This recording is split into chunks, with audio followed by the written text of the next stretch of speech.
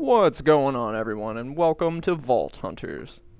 In today's episode, we're kind of doing the preliminary run through the inn that you have to do in this mod pack. Vault Hunters is a mod pack specifically focused on going into vaults that are randomly generated and obtaining rare gems. There's also tweaked recipes for a lot of the modded items, and you also have to unlock the modded items as you go. Most of us have seen plenty of Minecraft vanilla gameplay up to this point in our lives, so I didn't really include a lot of the early game stuff, grinding for crops, enchantments, villager trading, all of that fun stuff.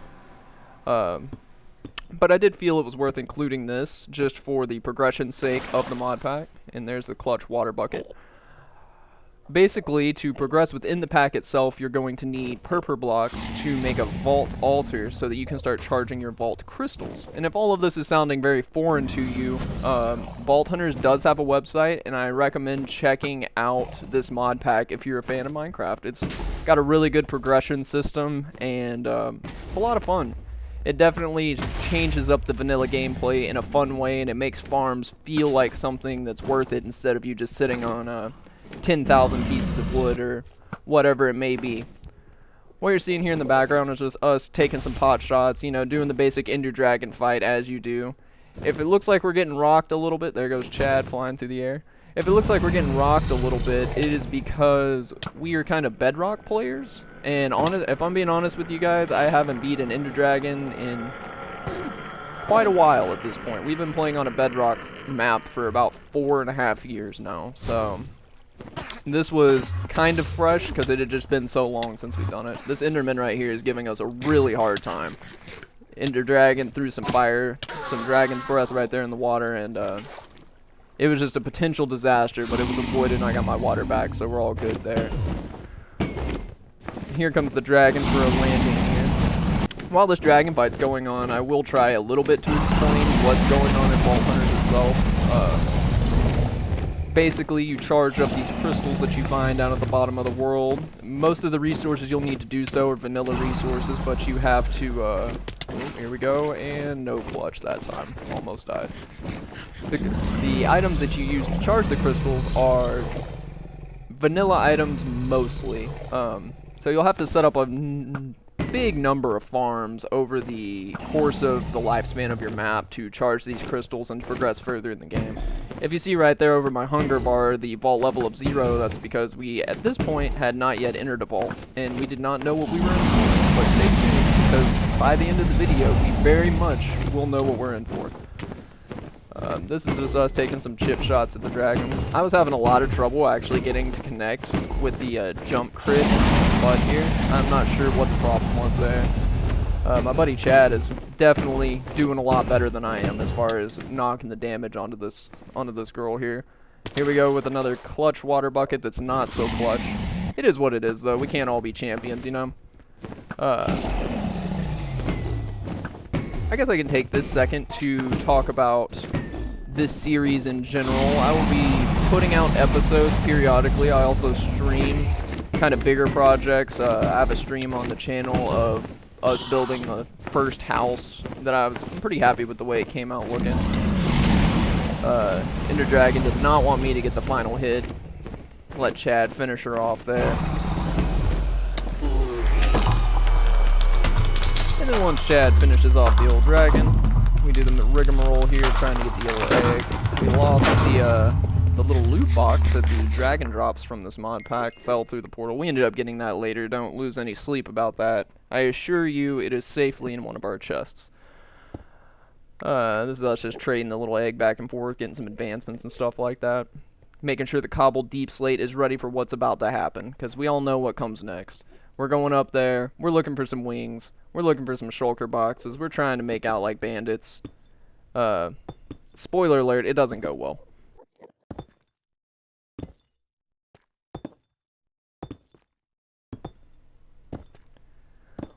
Alright, as we're building up here into this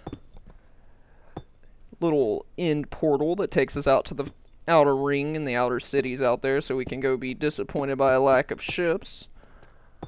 The progression of this pack is definitely kind of slow, so this series is going to kind of be a long burn style thing. I'm also learning editing and kind of getting the hang of the YouTube video making process in general, but we're getting there, we're getting there.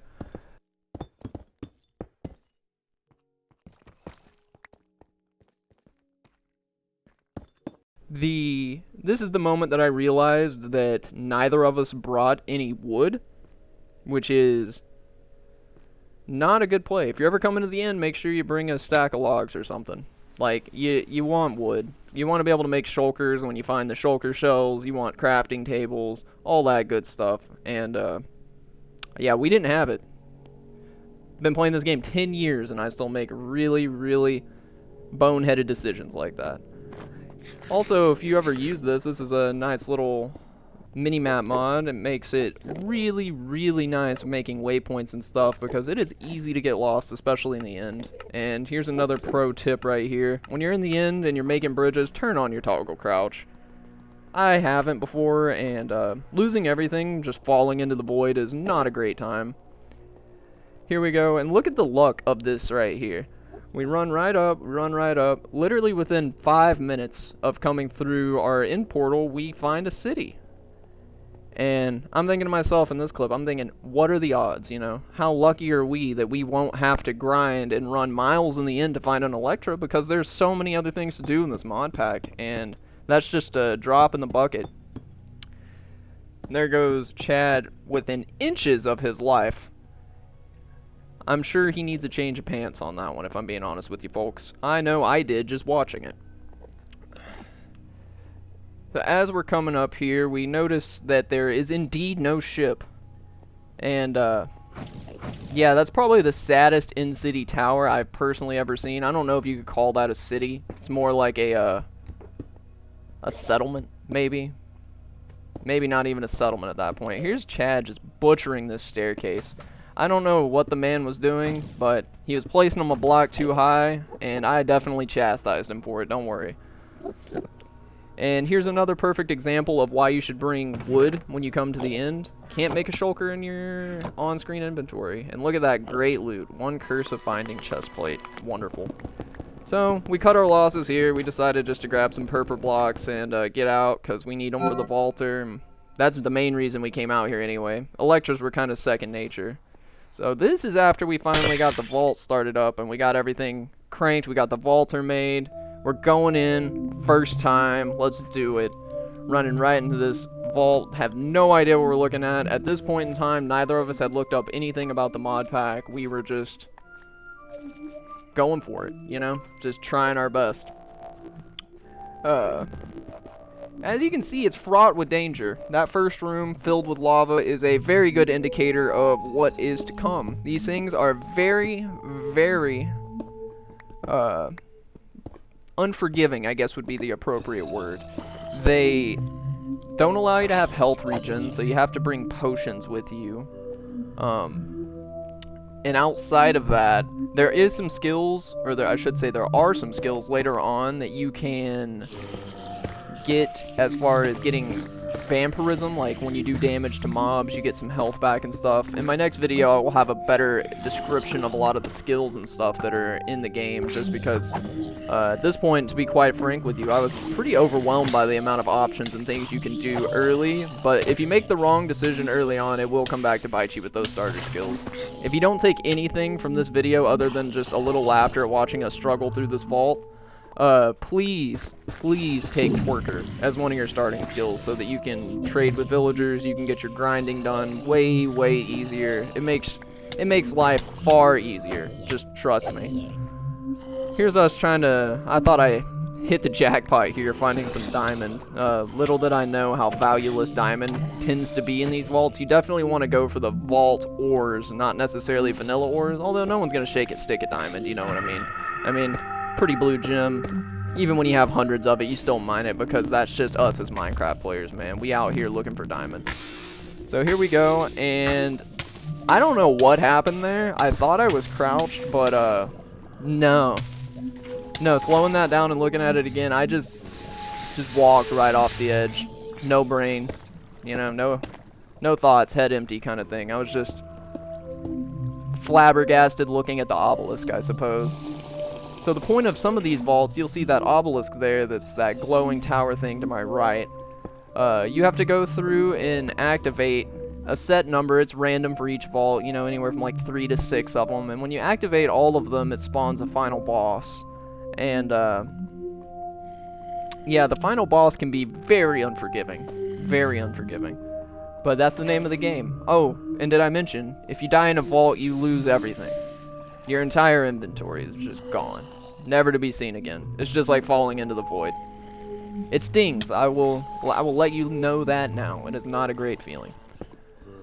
But here's us just meandering around. We're literally not even getting any chests. We're not getting any, you know, we're not progressing through the rooms, not finding any vault ore. I'm just getting assaulted by this zombie in the corner, and I'm just having a rough go of it. To be honest with you, I was nervous. We were taking a lot of damage. I'm not used to being challenged in Minecraft, and this mod pack definitely will bring the challenge level up, especially if you just have it set to hard mode, which we do.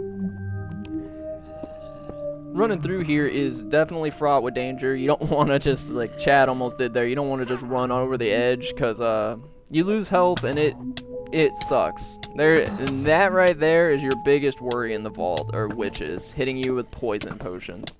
Because they are the definition of unforgiving. It will just take your health until you are at the precipice of death.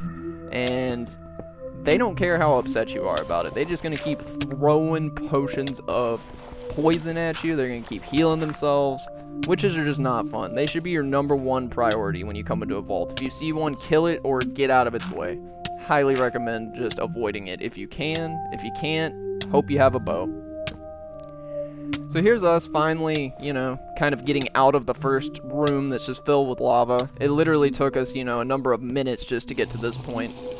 Running through here, drinking our potions, taking it easy. I realize here that I only have 1 potion left and my health is not looking great, so things could be going better, but you know, first vault is a first vault.